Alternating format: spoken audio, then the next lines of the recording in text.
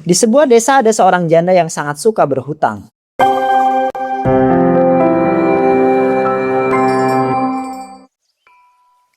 Assalamualaikum Pak Danu, saya mau ngutang daging ayam lagi dong, 2 kilo aja.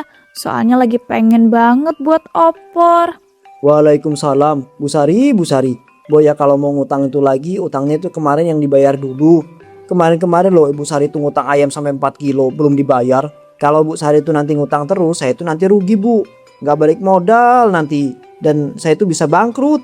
Ya nggak mungkin lah, Pak Danu tuh bisa bangkrut. Orang yang beli daging ayam di tempat Pak Danu loh banyak. Dan saya tuh ya Pak, belum ada uang untuk bayar utang. Jadi ya nggak ada salahnya dong kalau mau ngutang lagi.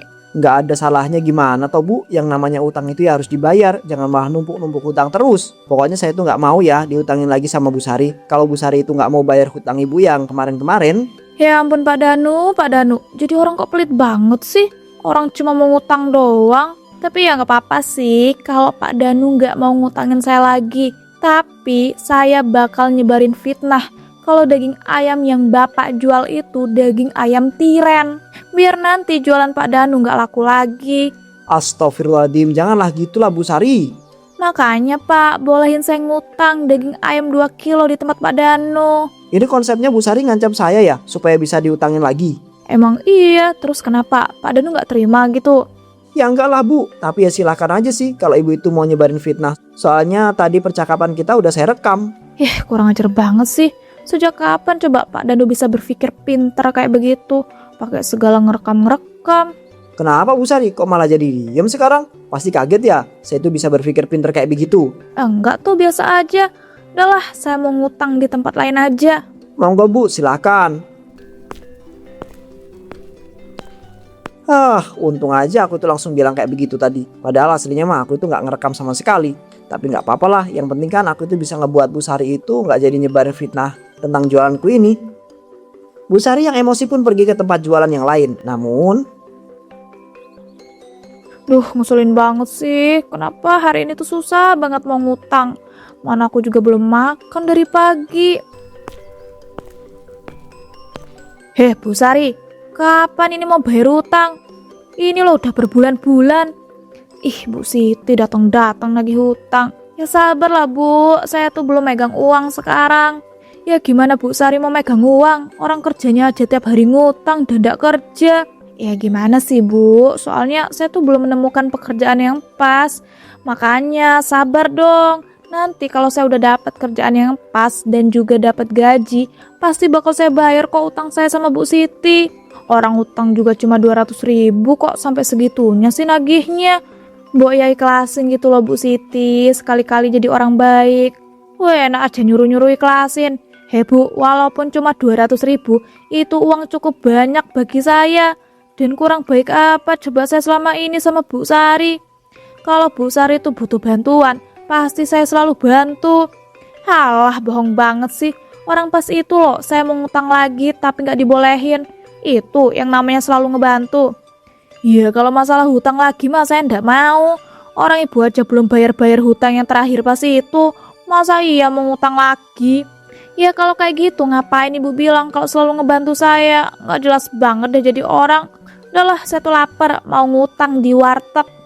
Bu Sari, jangan gitu.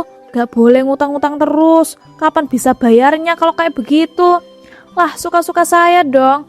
Dan gak usah mikirin kapan saya bayarnya. Saya tuh ya lagi mengusahakan juga. Jadi gak usah kebanyakan omong. Udah ya, saya mau ke warteg dulu buat ngutang makan.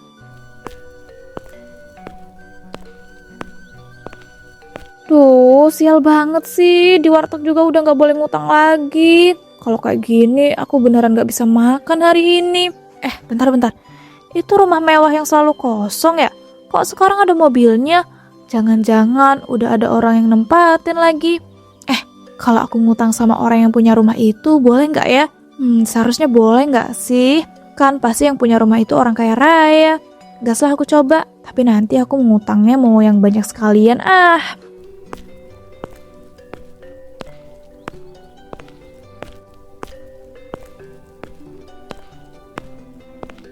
Assalamualaikum, permisi. Waalaikumsalam. Ibu siapa ya? Dan ada perlu apa? Jadi gini Bu, kenalin nama saya Bu Sari. Saya tuh lagi susah banget dan butuh uang ratusan juta untuk berobat.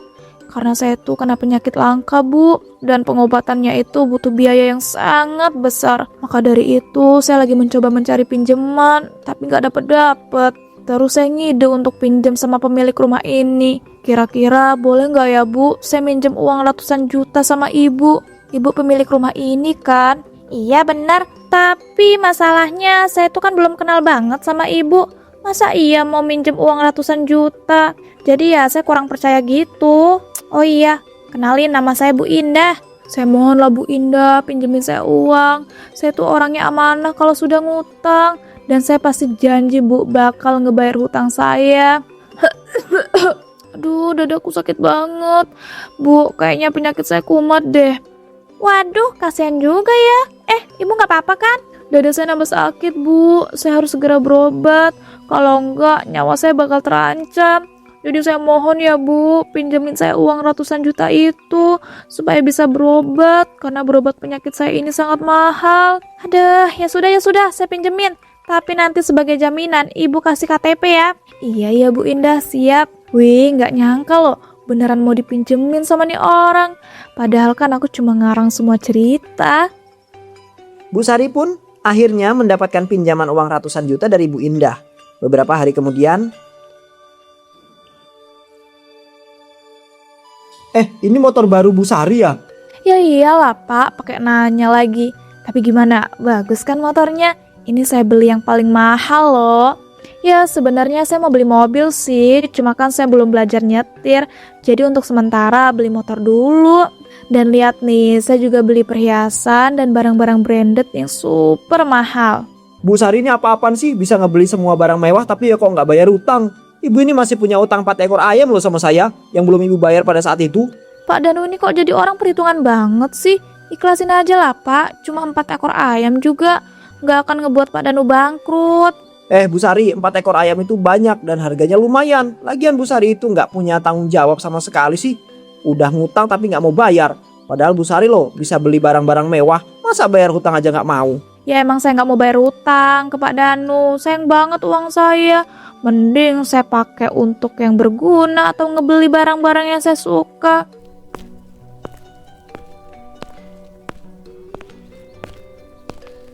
Ada apa ini? Saya perhatikan dari jauh kok Pak Danu sama Bu Sari lagi ngobrol-ngobrol gitu.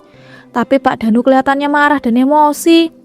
Bu Siti, gimana saya itu nggak marah dan emosi? Lihat tuh Bu Sari, bisa beli motor baru dan beli barang-barang mewah. Tapi dia itu nggak mau bayar hutang ke saya. Padahal dia itu udah hutang 4 ekor ayam ke saya. Dari pas itu lagi, sampai sekarang nggak mau dibayar-bayar. Astagfirullah Bu Sari, keterlaluan banget sih. Kalau Bu Sari bisa membeli barang-barang mewah kayak begitu, ya seharusnya bayar hutang juga dong, termasuk ke saya. Bu Siti pernah ngutangin Bu Sari juga kah? Iya Pak, walaupun cuma 200.000, tapi kan itu banyak banget menurut saya. Jadi tolonglah Bu Sari, kalau udah bisa beli barang-barang mewah, bayar hutang dong ke kami. Betul tuh Bu, jangan zolim dong. Dengan nggak bayar hutang itu kan hak kami loh Bu, uang kami. Ih, kalian berdua nih berisik banget sih. Udah saya bilang ya, saya nggak mau bayar utang ke kalian. Udah sana-sana pergi, sebelum saya teriakin maling baru tahu rasa kalian ya. Kalau Bu Sari itu berani teriakin kami maling, kami bakal teriakin balik. Ya kan Bu Siti? Bener tuh, jangan dikira kami takut ya diancam kayak begitu. Jadi buruan, mana Bu? Sini bayar utang ke kami sekarang juga. Duh, maaf ya Bu, saya sibuk. Mau belanja-belanja. Minggir-minggir. Duh ya ampun, kurang ajar banget itu orang. Gak punya tanggung jawab sama sekali bayar hutang. Iya Bu Siti benar. Aduh, kita yang diutangin tapi kita yang mohon-mohon untuk dibayar. Miris banget ya Bu. Di sebuah tempat perbelanjaan baju. Wah, baju di sini bagus-bagus banget. Gak nyesel deh aku datang ke sini. Dan sumpah ya aku tuh seneng banget karena bisa ngedapetin uang ratusan juta cuma modal minjem dan nyeritain kesedihan yang aku karang. Hahaha. Ibu-ibu kaya raya yang minjemin aku itu siapa ya kemarin? Lupa aku namanya. Oh iya, kalau nggak salah namanya Bu Indah. Tapi kok pas itu aku nggak lihat suaminya ya? Apa jangan-jangan dia juga janda kayak aku? Udahlah bodo amat, aku nggak peduli.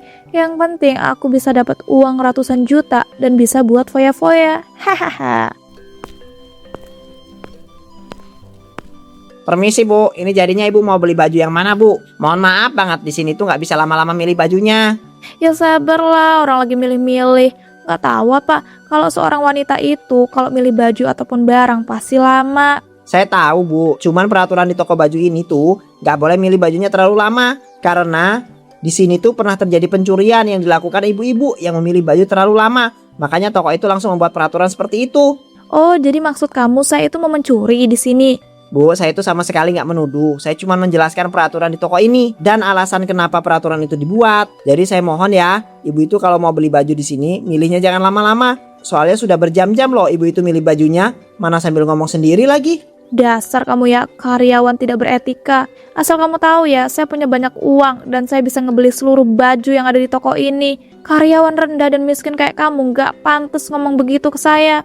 Awas aja ya, saya akan borong semua baju di sini dan saya akan ngebuat kamu dipecat dari sini. Saya itu benar-benar minta maaf ya Bu. Tapi saya itu hanya bisa menjalankan tugas saya. Jadi saya itu mohon jangan membuat laporan yang bisa membuat saya itu dipecat. Saya nggak peduli. Tanpa berpikir panjang, Bu Sari pun memborong baju di toko itu dan membuat karyawan itu dipecat. Sebulan kemudian, Duh, gimana nih? Aku baru sadar kalau uangku udah habis. Padahal kan aku masih pengen foya-foya. Mana itu uang dari hasil ngutang lagi. Apa aku ngutang lagi ya sama Bu Indah? Tapi kayaknya aku gak bakal diutangin lagi deh. Soalnya kan kemarin aku udah ngutang ratusan juta. Assalamualaikum, permisi Bu Sari. Waalaikumsalam. Bu Indah, ada perlu apa ya sampai datang ke rumah saya? Ya saya mau ngingetin lah Bu, ini sudah waktunya bayar hutang. Apalagi katanya Bu Sari ini udah sehat dan sering pergi kemana-mana. Jadi seharusnya Bu Sari sudah bisa kan nyari kerja dan nyari uang untuk bayar hutang. Aduh Bu, sebenarnya saya tuh belum sehat. Saya tuh pergi kemana-mana tuh untuk perawatan. Jadi belum bisa kerja. Maksudnya perawatan pengobatan gitu. Halah, Bu Sari gak usah bohong lagi deh. Padahal niatnya saya mau nutupin. Tapi Bu Sari ini makin lama makin ngelunjak. Asal Bu Sari tahu ya, saya sudah mencari tahu tentang semua informasi pribadi Bu Sari. Dan ternyata Bu Sari tidak mengidap penyakit yang langka dan gak perlu membutuhkan pengobatan. Waduh, matilah aku. Bu Indah udah tahu sebenarnya. Nah kan diam. Ada Bu Sari kok sampai segitunya sih? Minjem uang ratusan juta ke saya sampai bohong. Awas loh Bu, omongan itu adalah doa. Jadi berhati-hati kalau ngomong. Dan sejujurnya saya nggak mau membahas hal ini. Cuma Bu Sari ini nampaknya memanfaatkan hal itu terus-terusan. Jadi ya mending saya bongkar sekalian. Saya benar-benar minta maaf ya Bu Indah. Saya nggak bermaksud berbohong kok. Tapi saya tuh beneran butuh uang. Karena saya tuh nggak bisa kerja yang berat-berat. Dan belum ketemu kerjaan yang pas. Dan untuk saat ini saya tuh nggak megang uang sama sekali. Jadi saya mohon Bu, kasih saya waktu lagi untuk bisa ngebayar hutang-hutang saya ke Ibu. Baiklah, kalau begitu saya kasih waktu sebulan lagi ya. Tapi itu harus sudah dibayar, karena saya sedang membutuhkan uang itu. Iya Bu, saya janji dalam waktu sebulan hutang saya pasti akan saya bayar. Terima kasih ya Bu Indah sudah mau memberikan kelonggaran. Iya, sama-sama. Yaudah kalau begitulah, saya permisi dulu. Ingat ya, sebulan lagi jangan sampai lewat, harus bayar hutang. Saya itu tipe orang yang tepat waktu dalam segala hal. Iya ya Bu Indah, siap. Wah, untung aja aku dikasih kelonggaran. Tapi mau nyari uang kemana coba untuk bayar hutang? Apalagi dari awal aku tuh gak ada niatan untuk bayar hutang. Iya, apa aku jualin aja ya motor dan juga barang-barang mewahku yang udah aku beli. Siapa tahu gitu bisa dapat uang yang banyak. Bu Sari pun kemudian menjual motor dan barang-barang mewah miliknya. Namun uang hasil penjualan itu malah habis dipakai untuk makan dan juga foya-foya lagi. Ya ampun, kapan ya kira-kira Bu Sari itu mau bayar utangnya? Udah aku tagih berkali-kali masih aja gak dibayar-bayar. Bahkan ketika dia itu udah punya uang banyak, dia itu gak mau bayar lagi. Gimana coba caranya supaya ngebuat dia itu mau bayar utang ya? Kebetulan banget itu ada Bu Sari. Bu Sari. Ada apa ya Pak Danu? Pakai nanya lagi. Ya saya itu mau nagih utang lah Bu. Dari zaman dahulu kala ibu itu gak mau bayar-bayar. Pak, kan udah saya bilang saya itu nggak akan pernah mau bayar hutang ke Pak Danu ataupun ke Bu Siti. Jadi udahlah Pak, nggak usah nagih-nagih terus. Saya tuh risih tahu nggak? Aduh, kok perutku tiba-tiba begah dan sakit ya? Tenggorokanku tiba-tiba gatal. Astagfirullah. Aku muntah darah. Mana di muntahanku ada banyak parasitnya lagi. Pak Danu, tolongin saya dong. Kayaknya saya kena parasit deh. Astagfirullah. Astagfirullahaladzim, Bu Sari ngeri banget sih. Bu Sari, bangun Bu. Aduh, ini orang pakai pingsan lagi. Udahlah, aku bawa aja langsung ke rumah sakit. Pak Danu pun kemudian membawa Bu Sari ke rumah sakit. Namun naas tubuh Bu Sari sudah dipenuhi parasit langka yang menyebabkan ia tidak bisa diselamatkan. Di rumah Bu Sari ketika Bu Sari akan dimakamkan, Bu Siti tahu nggak, pada saat saya itu melihat Bu Sari muntah darah dan ada parasitnya, saya tuh benar-benar kaget tahu. Mana Bu Sari itu terus pingsan lagi. Saya jadi makin panik dan akhirnya mutusin buat bawa ke rumah sakit deh. Tapi ternyata kata dokter di tubuh Bu Sari itu sudah banyak parasit langka dan Bu Sari itu nggak bisa diselamatkan. Astagfirullahaladzim, ngeri banget ya Pak. Apa mungkin itu gara-gara Bu Sari ndak pernah mau bayar hutang ya sama kita? Apalagi ya Pak, denger-denger Bu Sari itu juga pernah ngutang sama janda kaya raya dengan berbohong kalau dia itu kena penyakit langka dan dia itu ngutang untuk berobat. Waduh, ternyata Bu Sari itu sampai segitunya ya. Kalau kayak begitu mah bisa disimpulin kalau Bu Sari itu kena azab dan juga kena omongan sendiri. Omongan itu kan adalah doa, Bu.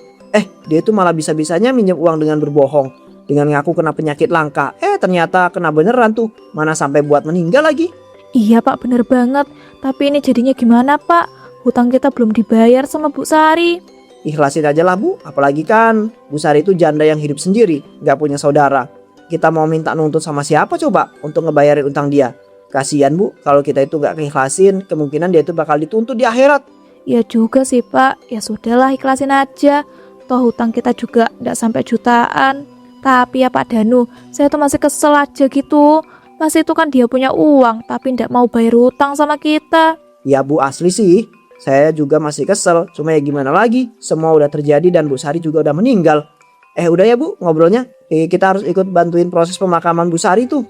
Iya Pak, duh ya ampun, kita malah jadi keasikan ngobrol dan ngomongin Bu Sari yang udah meninggal.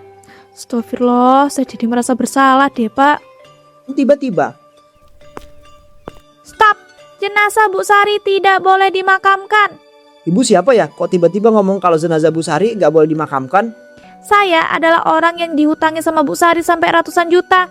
Dan sampai sekarang Bu Sari belum bayar hutang itu. Tapi Bu Sari sekarang sudah meninggal dan dia adalah seorang janda yang hidup sendiri tanpa keluarga. Saya nggak peduli ya, pokoknya saya harus mendapatkan uang saya kembali. Dan tolong ya, siapapun hubungi keluarganya untuk bertanggung jawab atas hutangnya Bu Sari. Karena saya tidak mau mengikhlaskan uang ratusan juta saya itu. Dan saya juga kepikiran, kalau Bu Sari nggak mau bayar utang dan nggak ada yang bertanggung jawab, pasti Bu Sari bakal disiksa di akhirat. Ya juga sih, yaudah kalau begitu Bu, tunggu sebentar, kami akan berusaha mencari apakah Bu Sari itu masih punya keluarga atau tidak untuk bertanggung jawab atas hutang-hutangnya.